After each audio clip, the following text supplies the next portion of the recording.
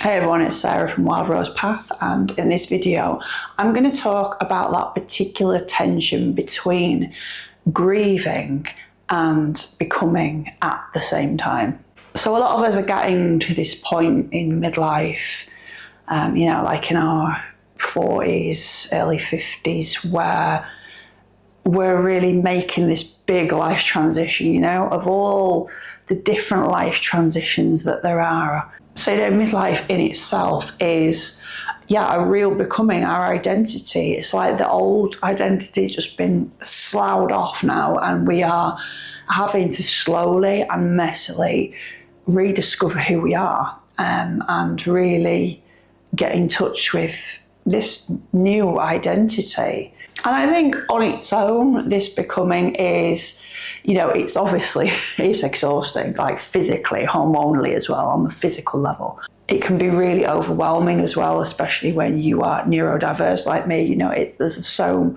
many different things happening.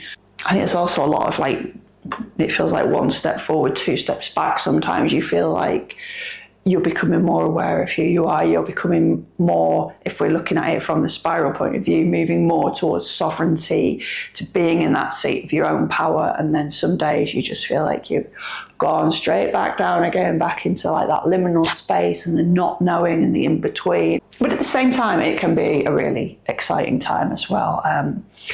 I'm finding, it can be, it's almost like a vision quest, so there can be really positive parts to it. You get in touch with parts of yourself or your identity that you never really had access to before, or maybe you buried it for years because you had to do other roles or be somebody else. And it's like a homecoming to yourself, and that in itself is it can feel quite exciting.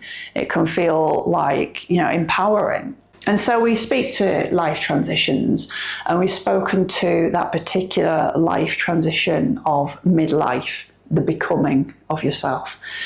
There's a different flavour to that particular transition as well when you add in another facet, which doesn't happen for everybody going through this. Sometimes the midlife transition itself is what you have to move through. Sometimes you have to move through that after you've lost somebody who you were close to, somebody maybe who was like the one person who understood you before, who got you, who really resonated with.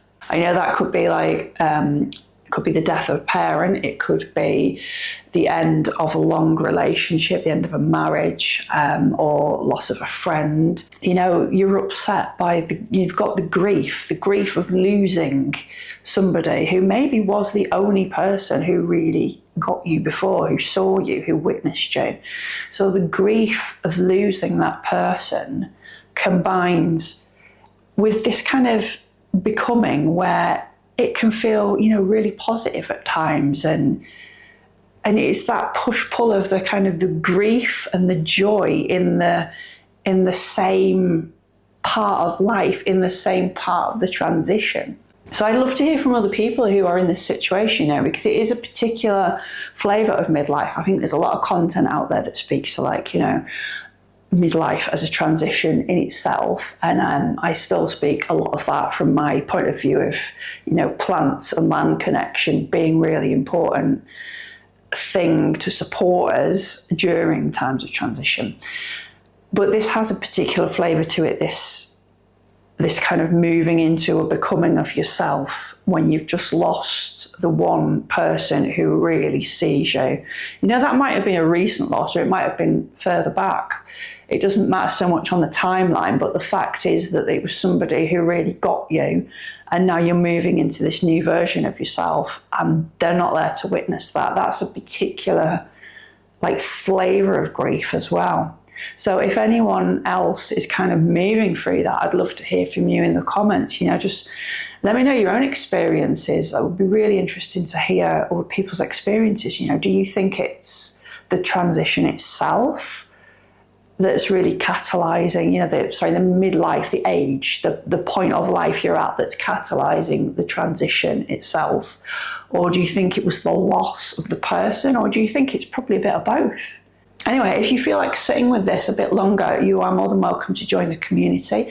I'll pop a link in the description below, and you can sign up to I send out weekly letters on the Wild Rose Path mailing list, and also you can get a free copy of the style as well, which will just sit with this a little bit deeper.